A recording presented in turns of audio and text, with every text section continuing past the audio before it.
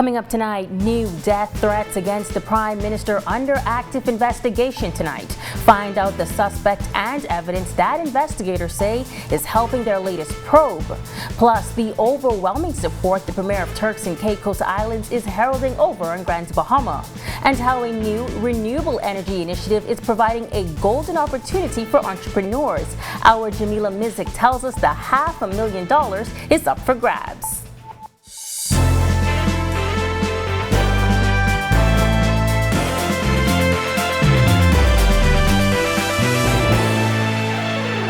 This is Our News Weekend Edition. Thank you so much for tuning in. I'm Megan Shepard. Another death threat against Prime Minister Philip Davis is now under active investigation. Police telling Our News this weekend the threats in question came in a phone call to the Central Police Station sometime around 8:20 Saturday morning.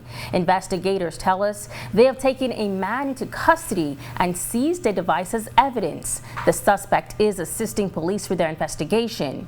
This latest incident follows threats from two anonymous callers around noon back on February 3rd. The callers, believed to be men, phoned the office of the Prime Minister, prompting heightened security ahead of the 44th regular meeting of CARICOM heads of government. Police announcing last week they were questioning a 58-year-old man from Carmichael Road in connection with those threats. We will continue to follow this. Be sure and stay tuned to ournews.bs for all the latest. Meanwhile, Prime Minister Davis is expected to make a national address tonight at 8 p.m. post the 44th regular meeting of CARICOM heads of government. Davis is expected to speak on some critical issues, including enforcement, border security, and international cooperation. Police are investigating the circumstances surrounding the shooting death of a 51-year-old man in South Beach early this morning. Police tell us a family member was alerted to the sound of gunshots around 1:30 a.m. and upon checking outside the Kenleyworth Avenue residence, the victim was found lying on the porch suffering from gunshot wounds. Police say the occupants of a white van were seen speeding from the scene. The victim was taken to hospital in a private vehicle where he later succumbed to his injuries. If you have any information that can assist police, you are urged to call your nearest police station. And a traffic accident has left a Florida man believed to be in his mid-20s dead. Reports say the female driver of a green 2019 Cam Outlander four-wheeler lost control in an open area in the vicinity of Arawak Key Police Station. Police say the four-wheeler overturned and the man, who police say is from Miami, was ejected, resulting in serious injuries. EMS took the victim to hospital where he later died. A 42-year-old Florida woman is assisting with the investigation. Turks and Caicos Premier Charles Mizik welcomed overwhelming support during his visit to Grand Bahama last evening. The Premier telling Our News earlier this week TCI is brimming with job opportunities and says his visit serves to encourage Turks Islanders to return home, although he admits there is a housing challenge. We have a real problem when it comes to housing. The hospitality sector is growing. We have a significant number of TI Bahamians and Bahamians who are already working in the sector. As the economy expands, there are need for more and more people to come, and we want to give our own bloodlines the first dibs on job opportunities. But not only job opportunities, investment in small business and all of those things. Premier Mizik sharing this plan in the pipeline. I had a conversation some time ago with Honorable Fred Mitchell, who indicated that they may want to set up a consulate office in Turks and Caicos as well. That will help to cement the relationship and facilitate the exchange. But we are working with the Bahamas, and we'll be able to work with the Bahamas in terms of assisting us with certain training. We're still a very young country. There's a lot we can learn from the Bahamas. He says there are also talks of a partnership to fix security gaps. One of the things we're working on is to be able to have a shared database and other information with the Turks and Caicos Islands, Bahamas security and police force, so that the ease to which people can hide away in our country and our people from our country can hide away in the Bahamas and shield themselves from from the law. Those are issues that we're collaborating on as we speak. Minister for Grand Bahama, Ginger Moxie, who also serves as the Caribbean representative for Sister Cities International, says they are working to solidify their relationship. Which is really about business exchange, cultural exchange, tourism, humanitarian and educational exchanges. And so we've been talking about it for a while, and I'm excited that we are going to be doing that. Still to come on Our News Weekend Edition, Elutherans benefiting from a new water supply project, but find out what else the Works Minister says is in the pipeline. And later, on a mission to attract more young farmers, find out how the Agriculture Minister is planning to attract more young people to the industry. Don't go away, Our News, the Weekend Edition continues in a moment.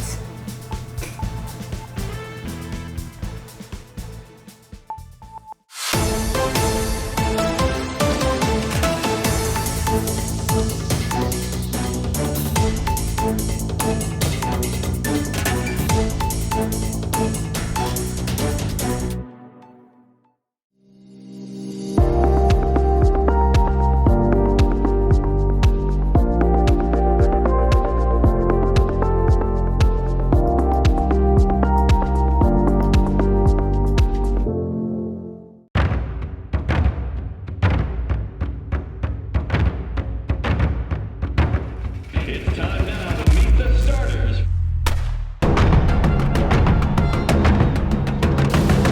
RTV, home of the 50th Carifta Games.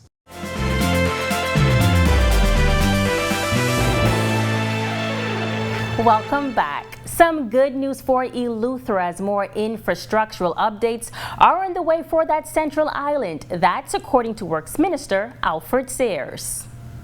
You will see the redevelopment of the North Eleuthera Airport. There will be the complete transformation of the road system, a massive road redevelopment that our Prime Minister will speak to. And also docks will be rehabilitated. So it's a comprehensive infrastructural commitment to the development of Eleuthera. This news coming after more than 100 homes in Russell Island, Spanish Wells, now have access to potable water. A new water supply project was commissioned there last Friday. And now to Grand Bahama as the threat of an NIB increase looms. The island's Chamber of Commerce President John Kerry says there remains some confusion, adding that more consultation with the business community is needed. We just need the sharing of more information, and everything comes in drips and drabs, which isn't good because it makes planning a little more difficult. Business houses, they go through a process, a lot of them, of budgeting and planning, and we just need to know what is it that we can expect down the road. And this is yet another instance where we're really not being consulted and we're not being told exactly what the game is. On Tuesday, Minister responsible for the National Insurance Board, Miles LaRota, said if NIB doesn't see a rate increase this year, then the fund will lose $95 million. It has been reported that Cabinet agreed to a 1.5% increase that is expected to take effect July 1st. There has only been one NIB rate increase, and that was back in 2010. Kerry says it's never a good time for contributions to go up. When it's added to everything else, it is just another piece of the puzzle that is not pleasant. Standing on its own if there was nothing else, but I think the problem is that the populace is just not trusting, and it's a case of what next. So it's not limited necessarily to the movement in that's projected or proposed in NIB. A golden opportunity for small businesses awaits through Access Accelerator's Renewable Energy Efficiency Initiative at the Small Business Development Center. Entrepreneurs can receive up to $500,000 in funding. Jamila Mizik has the details. The Small Business Development Center Access Accelerator launching its renewable energy initiative. Interim Deputy Executive Director Felice Bethel says the idea is to highlight renewable energy solutions that can help small businesses save money, making them more profitable and more sustainable. She says the first step is taking a survey to find out whether your business is energy efficient or not to begin with. Based on your energy efficiency score, if it's a low score, then you can go ahead and apply through our website. You can go to www.accessaccelerator.org, click Learn More, then Apply Now, and then you can just fill out the application form, upload whatever business personal documents in order to access up to $500,000 in funding. And so far, she says the response has been overwhelming. We've gotten responses through people wanting to attend our information sessions to hear what we have to say about solar panels. They don't just want to run out and purchase it. We've also had people who've completed the survey. We've also had an uptick in the number of funding applications this month for people looking for funding. So responses have come in multiple ways. We've also had from the business community people reaching out saying, hey, we want to partner with you because we believe in renewable energy. And the access to funding does not stop at the Renewable Energy Initiative. She says there are a number of other programs they offer to assist budding entrepreneurs. At the end of the month, we're launching the Creative Entrepreneurs Initiative, where we're inviting creatives, not just fashion designers, but fitness trainers who have regimens that they've created. Anybody who has intellectual property that needs to be protected, this space is for them. There's a pitch competition that we're going to host so that we can showcase these entrepreneurs at a showcase locally and abroad. Reporting for Our News, I'm Jamila Missick. Thanks, Jamila. And speaking about efficiency, our Christina Dragovich tells us about fueling a better future in a moment. But first, the Bahamas and the region at large looking to increase food sustainability and security. Here at home, the goal is to attract more young people to the farming industry. The Minister of Agriculture, Clay Sweeting, noting that across the region, the majority of farmers are over the age of 55, while here in the Bahamas, that average is over 60. He says, quite frankly, for a long time, it has not been an attractive industry for young people. We've missed a gap between the older set of farmers and the young farmers. So the older set have this knowledge, not that they're able to say that this is how you can farm, this is the mistakes that I've made in the past, and bridging that gap with the new technology and innovation. Another challenge, according to Sweeting, is showing young people how farming can be a lucrative career. The reality in what we're living in now, young people want to create an environment where they're able to support their families, and I've spoken about this many times. In order to do that, we got to bring technology, innovation that they are able to touch, feel, but they're also able to, help to fight food insecurity. Vertical farming is one of these ways. Brings technology. It's a bankable product.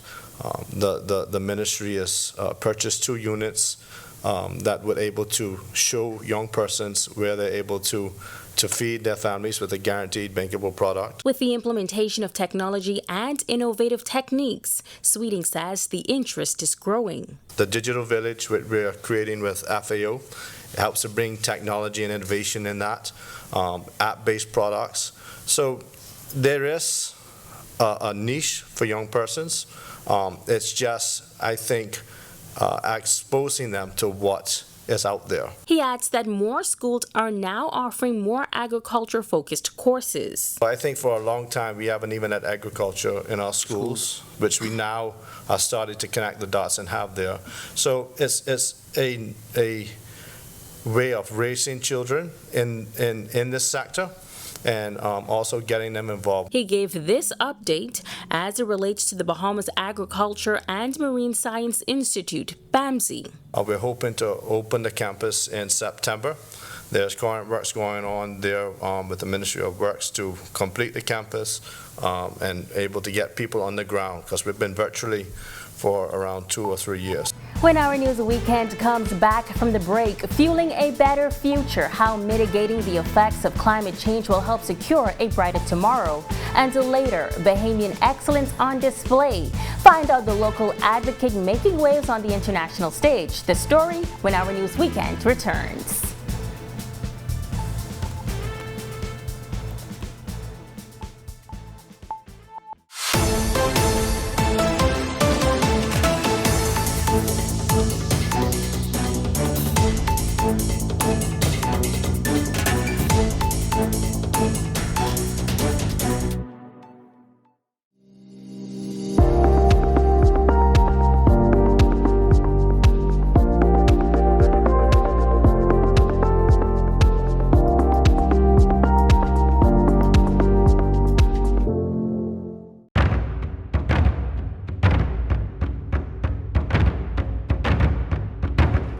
It's time now to meet the starters.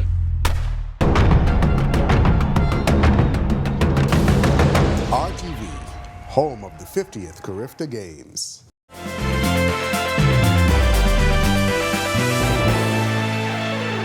Welcome back to the Weekend Edition. Nearly 1 year after the Bahamas National Statistical Institute started work on the 2022 census report, work is still ongoing. This as BNSI launched its post-survey exercise this past week. Officials say getting information has not been easy. Several factors resulted in lower household participation. They include inaccessible homes, gated communities, and householder resistance, along with householder fatigue. Data collection for the census began last April following a 2-year delay caused by the COVID-19 pandemic. 102,000 households were surveyed in the 2010 census, but officials are targeting 115,000 households this time around. It's estimated to cost $6 million. The census provides a comprehensive picture of the social and living conditions in the Bahamas. And with more responses needed, Saunders had this appeal. The community's cooperation is urgently needed to ensure the success of the survey. BNSI enumerators will be uniformed and visiting households during the outlined 3-week time frame only. We encourage every household visited to participate and to provide After Hurricane Dorian, the government entered into an agreement with the Inter-American Development Bank for a series of projects to help mitigate against future hurricanes. One of them, a pilot program in North Andros. Works Minister Alfred Sayers says consultation with the community resulted in the publication of a land use planning toolkit for the Family Islands. To break that down, 6 manuals have been compiled for Family Island officials detailing how to deal with natural disasters. This kit will enable all of the communities within our Commonwealth to better structure measures of disaster risk reduction and to build resilience so that when the next hurricane comes, and we're approaching another season, we will have, as best we can, the disaster preparedness, response, and rebuilding, restoration infrastructure in place. Now, according to the IDB's estimate, Sayers says the Bahamas suffered damages of approximately $3.4 billion, 1/4 of the country's GDP in 2018. He says they are currently reviewing the Bahamas' building code. You will see within the next year a new improved building code for the Commonwealth of the Bahamas, which will incorporate the lessons we have learned from Hurricane Dorian. It is considered one of the largest challenges of our lifetime, climate change, and how it impacts our current and future way of life. In this next report, our Christina Dragovich examines what countries around the world are doing to mitigate effects and why you should care. It's the single biggest issue of concern to young people around the world, and well, it should be. And it's our responsibility to do so much more that is available to us in order to meet this challenge. United States Special Presidential Envoy for Climate, John Kerry, explains what the U.S. is doing to prevent emissions and help prevent the Earth's temperature from rising 1.5 degrees. Why is that important? To put it plainly, climate change and global warming are impacting not only the world around us, but also our health. In the United States, one of the largest causes of children being hospitalized every summer is environmentally induced asthma. And these kids have to go to the hospital, and it costs a huge amount of money, in the billions of dollars. So we can do a much better job of providing a cleaner, healthier, safer lives for our citizens by making the right choices about energy. One of the major contributors to global warming is the use and reliance on fossil fuels.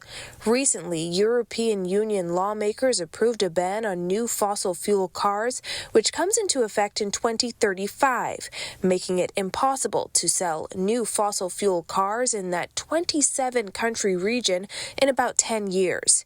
Can you imagine the impact?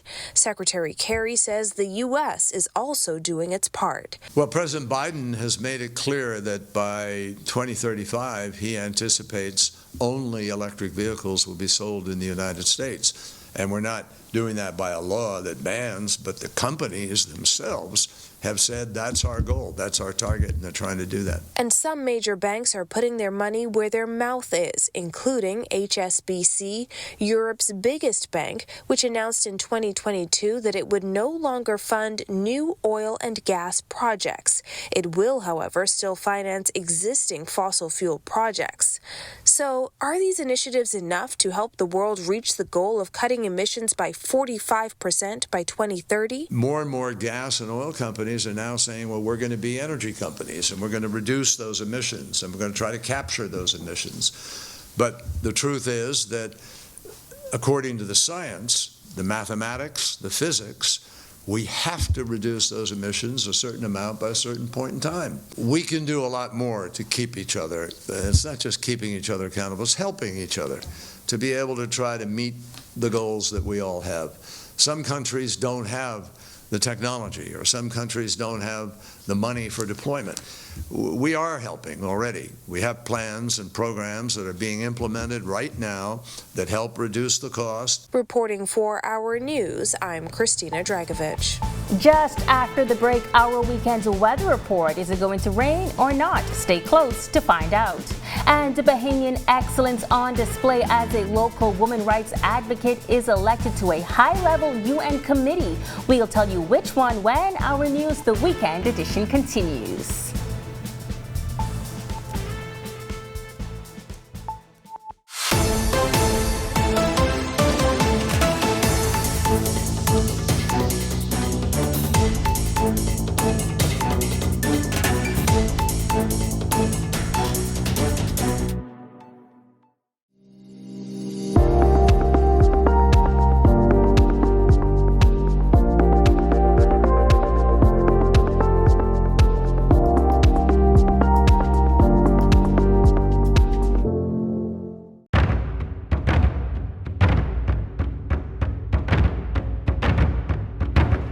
It's time now to meet the starters.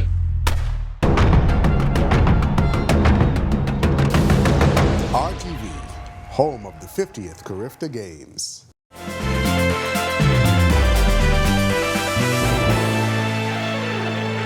Welcome back, and thank you so much for sticking with us. The weekend is almost finished, but there's still time to get in your last event. Check out the forecast to see how best to plan, not just tonight, but over the next few days.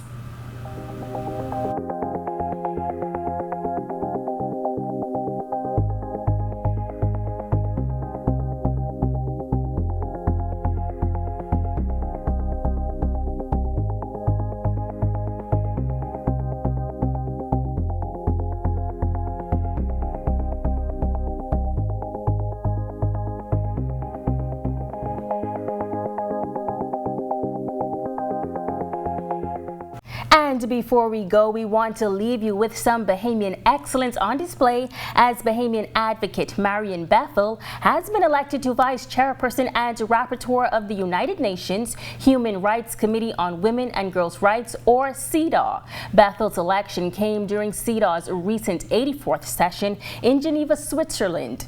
Bethel, a human rights expert and attorney, became the first Bahamian to be elected to a UN Human Rights Treaty body in 2016.